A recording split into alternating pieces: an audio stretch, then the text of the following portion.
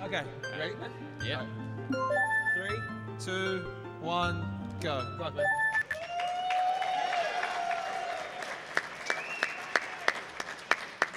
What up, everybody? I'm Tripp. I'm Mikami. This is OOT 80%, specifically the get item manipulation route. For those who are a bit unfamiliar with OOT speedrunning, it's evolved quite a bit over the last couple of years. It used to be the record was about 18 minutes 10 seconds. Today's record is 16 minutes 58 seconds. So we've managed to shave a little bit of time off the old routes. So the old route used to utilize a part of the run called Kakariko, and you'd have to get a bottle in like a glitchless way. In this new route, we use a trick called Get Item Manipulation, or GIM for short, and it's basically tricking the game into thinking Link is underwater. We then pick up an item in that underwater state, and before the game can write that item into our inventory, we can change it into something else. So it just so happens that we have a setup that allows us to change a Deku Nut into a bottle, which allows us going all the way to Kakariko, collecting all the chickens, and then warping back to the Deku Tree. It's 100% consistent setup. The only downside is there's about 6 or 7 frame perfect inputs depending on the method that you do. So it can turn into quite a big run killer for high level runs. But we'll get to that.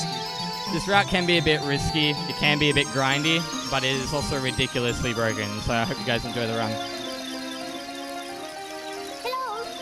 And there's another thing that some of you may have noticed is that we're playing on the Japanese version. Contrary to what it look like, I can't actually read Japanese. We just do it because it's faster to play through. Like you can say more for less in Japanese. You can do the exact same glitches on the English version, but we just use the Japanese version because it's quicker. Not on the PAL version though, specifically the PAL version. The PAL version runs at a lower frame rate than the NTSC version, so some tricks aren't possible just because of the difference in frame rate. Yeah, so if you have like an N64 from when you were a kid, no bueno, because that's a PAL version most likely, unless you're from the States. Or Japan. Yeah, each character of text takes 1 frame to load, and there are less characters to load in Japanese compared to English. So even just from the intro cutscene alone, we can save, I think, like at least 30 seconds just based on text.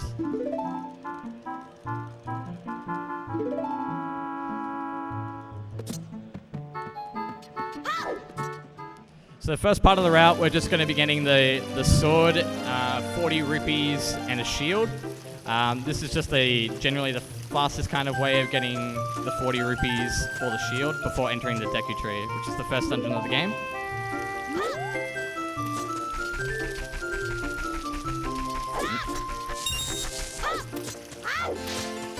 You'll also notice that we are walking backwards a lot. It just so happens that walking backwards is faster than walking forwards or rolling in long distances.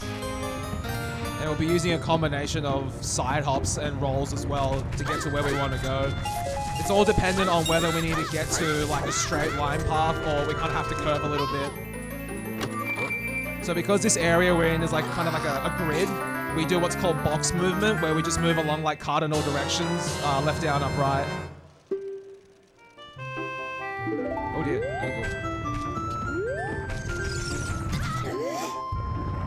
I got hit by the boulder. Oh, so did I. Oh, again. We're doing great. Hell yeah. Pro gamer strats. Programming. It's all intended. It's all part of the run. Exactly. Yeah. RNG manip. It's all part of the plan. So we've acquired the sword, so now we're going to be getting extra rupees and heading to the shop to buy the shield before we enter the first dungeon.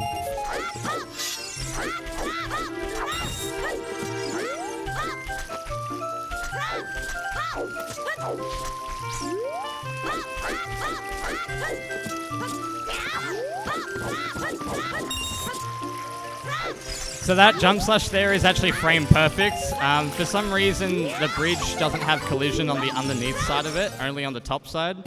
So we can use the frame perfect jump slash to give us just enough height to clip under and through the bridge. And that saves us having to walk up a huge ramp and through over other bridges, and it saves quite a lot of time. No VC crash. Alright, no VC crash. Alright, blessed run. There's a random chance that when you equip the shield in the shop, the game will just crash because VC is it's a good emulator. It's happened to us, both of us before. I've had it more than 10 times, I think. Wow. That's pretty intense. 10 times. Holy crap. I think the reason why VC crashes tend to happen on OAT is that I don't actually need to take that. Is that the game doesn't use the full amount of memory available to it. So then I think it caps out, and when it caps out, it crashes. And MM doesn't have that. Majora's Mask doesn't have that problem because they have more memory available to them. So I don't know if you guys know Margin Phil. He's one of the top level Majora's Mask runners. He's only ever had 2 VC crashes in 6 years of playing MM. I've had 2 VC crashes in a row on this route. That's how ridiculous this emulator is.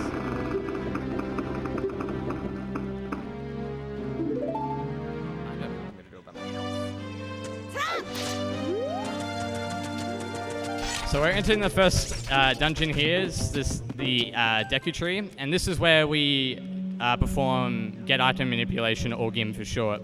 And as I mentioned before, it can be pretty complicated because there are about 6 or 7 frame perfect inputs depending on which setup you do for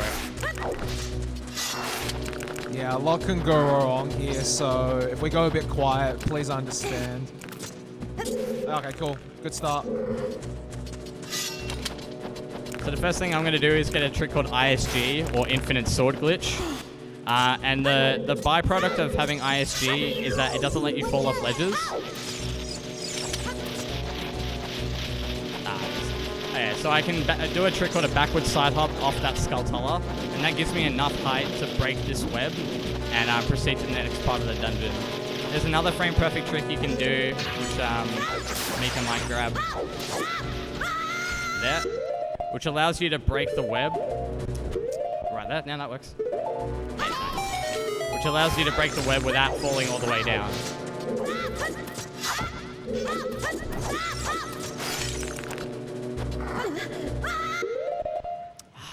Missed it. So there's another frame perfect input there, which allows you to clip through the Skulltula.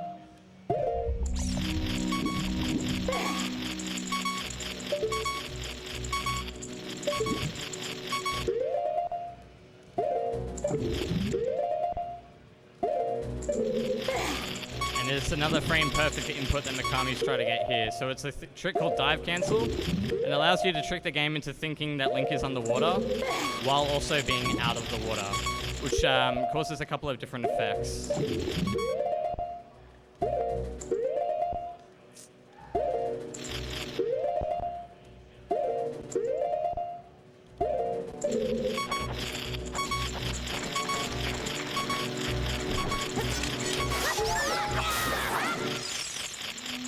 Yeah, that trick's really, really precise.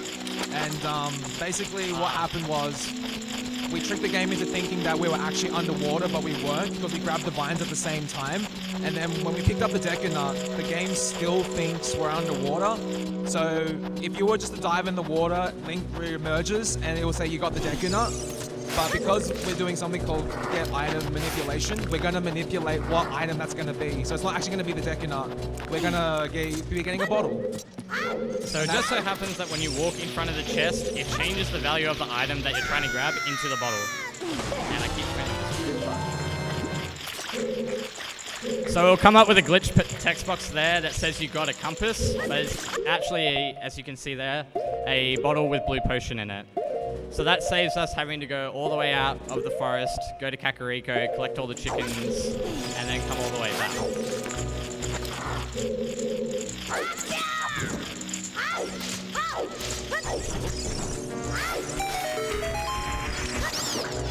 So here I'm actually getting actual Deku Nuts, but I do need them for the rest of the run.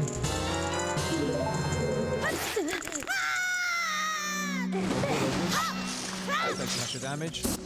So you'll see that both me and Tripp will take damage on purpose.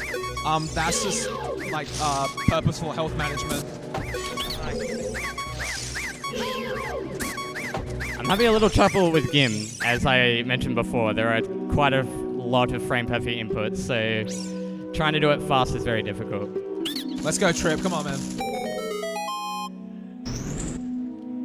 This is any percent, so it can go either way. Yeah, exactly.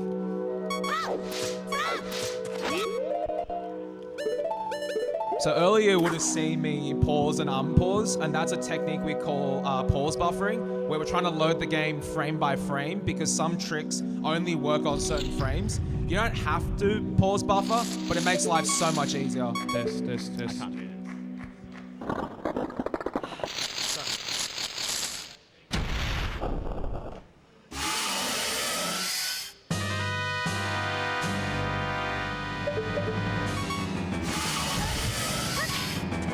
What the? Wait, what? Yeah, it didn't stun. This is what we mean by it's any percent. Anything can happen. So what's meant to happen there is that you can stun Goma with the Deku Nuts, and then you want to do a setup where you kill her and die on the same frame, and that skips having to go through the dungeon all over again to get out. That's okay.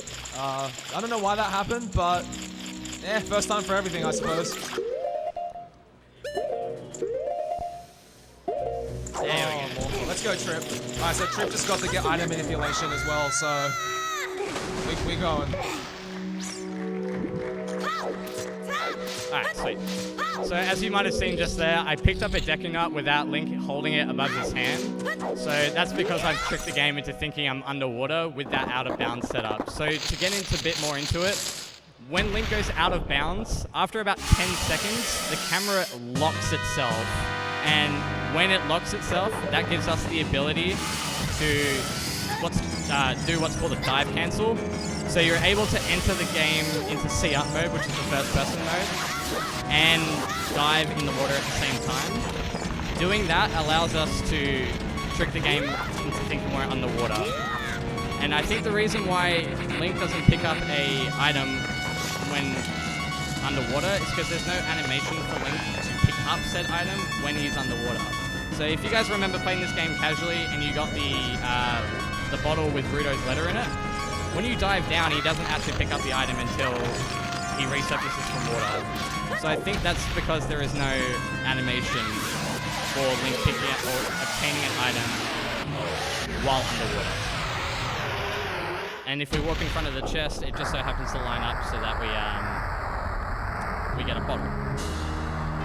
So I died there on purpose. So I took that damage because what we want to do is die on the same hit as we kill Goma. Oh, you died, dude. I died, no. It just means it's easier for us to get back outside because we have like one more thing to do, and just death warping like this makes life so much easier. As you can see, we pop straight back to the start of the dungeon so we can leave straight away. And I accidentally killed Goma with the stick, so I need to grab another one. Oh, whoops. Yeah, my fault. I got a bit ambitious. I'm like, screw you, Goma. All right, gentlemen, let me know when it's time to read out some donations. Yeah, it's a good time to read out some donations. All right, after all that, we've got a bit of a backlog. So we have $7.40 from J-Mail, says Tripp for President. We got $2.96 from Quills, who says, this is going straight to the pool. How's the On syringe? your Quills, love your work, mate. We've got another donation from Soybeans, $29.60. It says, let's go gamers. Rise up, gamers. Rise up. Gamers, rise up. And we have a $7.40 donation from Astronomica saying, what's the hot goss? No, you tell me the hot goss. Who you got your eye on, mate? That's the hot goss. Alright, so in this part of the run when we've left the Deku Tree, you'll notice how I have a bottle with blue potion in it. Mikami has a bottle with bugs in it.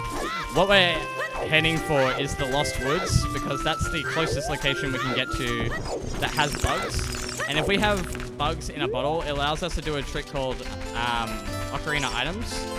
So if you use a bottle with a catchable item in it, such as a fairy, a bug, or a fish, and you recatch it, Link will actually hold the bottle physically in his hand. When he's holding it in his hand, if you're in mid-air, you press the bottle, your C button for a bottle, and then press your another button, say for sword or stick. It will try and play a cutscene for an item that doesn't normally have a cutscene attached to it. So it tries to fix itself by defaulting to the default cutscene, which just so happens to be playing an ocarina. Just there, which we can use to interrupt the blue warp taking us away.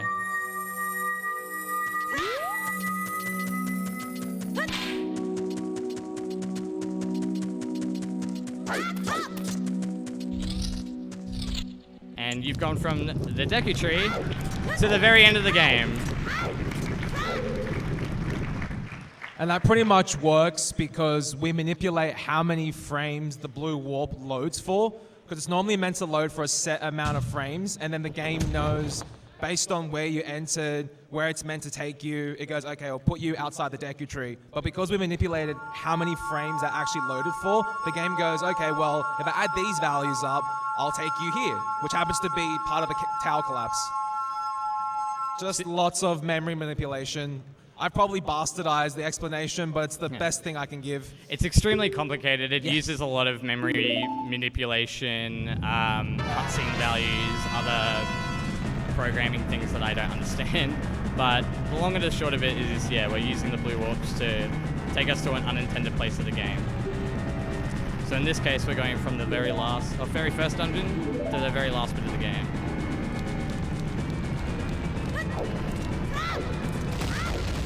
So I'm going to be trying to do a trick here called Void Warp, which skips a big chunk of this tower collapse. We'll see how it goes. It relies on a rock falling, and where they fall is a bit random. But this one looks promising.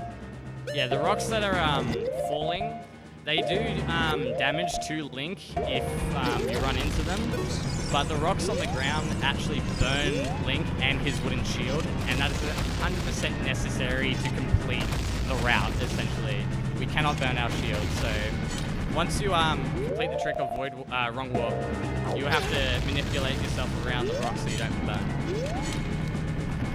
And unfortunately, getting Void Warp to work is entirely random because the rocks spawn randomly based on Link's positioning. They also have size variations, so some rocks work, some don't, some spawn on the platform, some don't. It's a very scary part of the run that's right at the very end. And this is what I meant by this is any percent. It can go either way.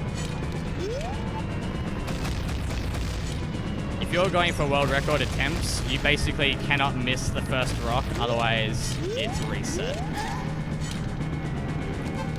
So I unfortunately took too much damage there, which means I have to reload this area because in order for Void Warp to work, you need at least 2 hearts. 2.5. 2.5, sorry, yeah. Because you take 1 heart from voiding out, and then another heart from taking the fall damage. So I had 2 hearts there, which means if I went for it, I would have died when I hit the ground. It's a really, really finicky part of the run, and we both hate it, but, you know, it's got to get done. It has to be done. We have a $3 donation from Curse Fox saying, go Trip.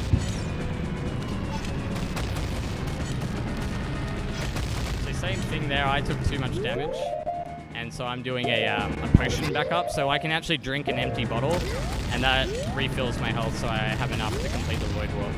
There's an interesting side effect, is that if you die during the first collapse sequence, or like your first time loading the collapse sequence, the game suddenly becomes a lot less laggy on your second attempts.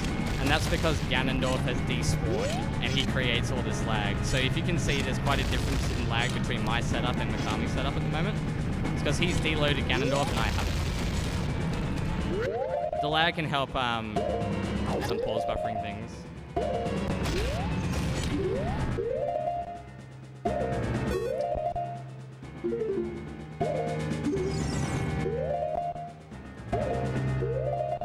There you go.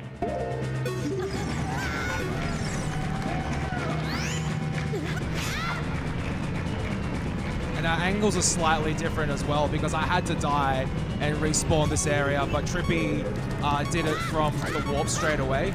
So he actually just reminded me to be careful of my angle, so thanks for that. Otherwise, I would have got absolutely wrecked. So this is what he means by 80%. Like, it's actually pretty close now.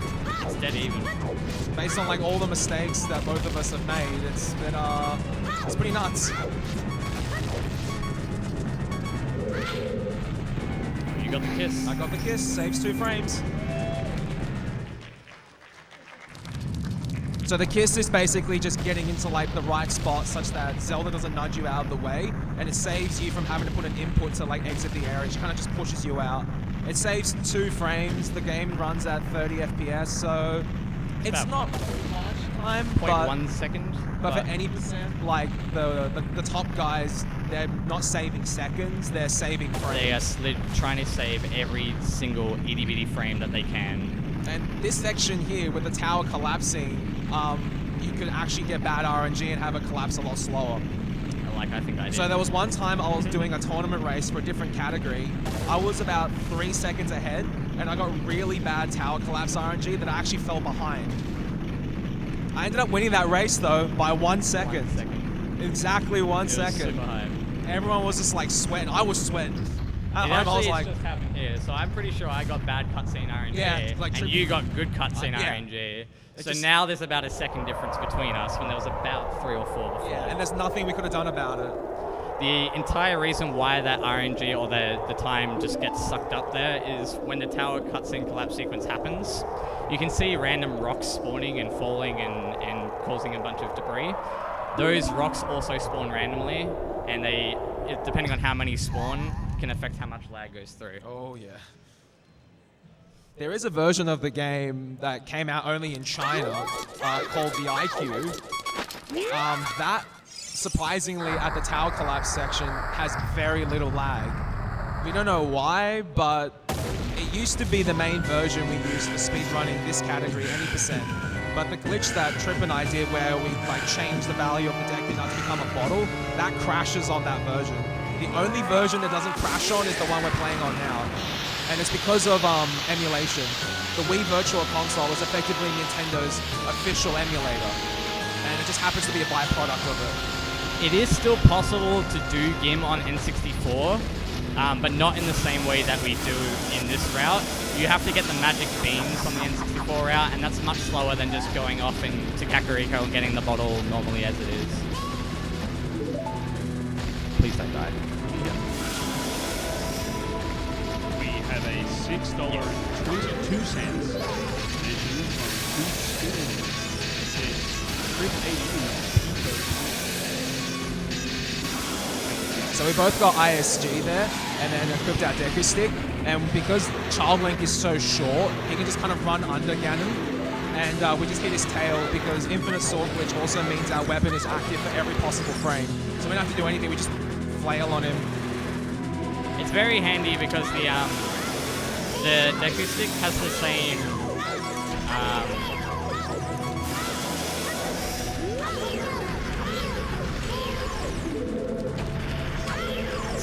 damage input as the Master Sword, and the Master Sword is the most powerful thing against Ganon.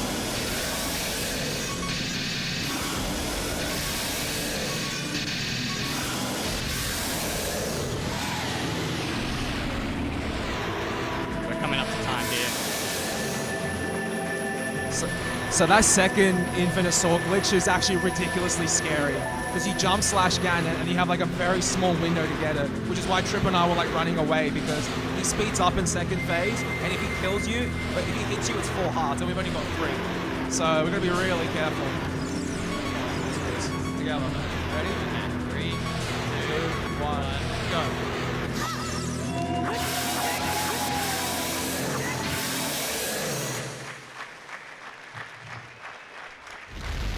I think that counts as a tie, so Nathan from Spawn Point, you owe us a beer each.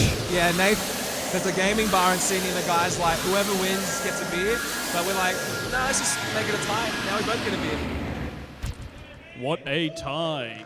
24 minutes and 30 seconds. But that's any percent, guys. Hope you enjoyed that. Good job, man. Well done. Thanks, dude. That was so good. I was like, it has to be a tie. We've come this far. And we're like that close. What was our time? 24:30. It's all good. It's better than my first one. Actually, what was the first PB you ever got? My first ever PB was about 5 years ago. I was playing OT Kakarot on Project 64 on 360 controller, and it was a 25 minutes flat. Wow, that's actually pretty good for your first run. Mine was like 28 minutes. So I thought that was all right. My current PB at the moment, after about a year of grinding this, is 17:56. Yours is 18:43. Yeah, I'm a bit behind. Yes.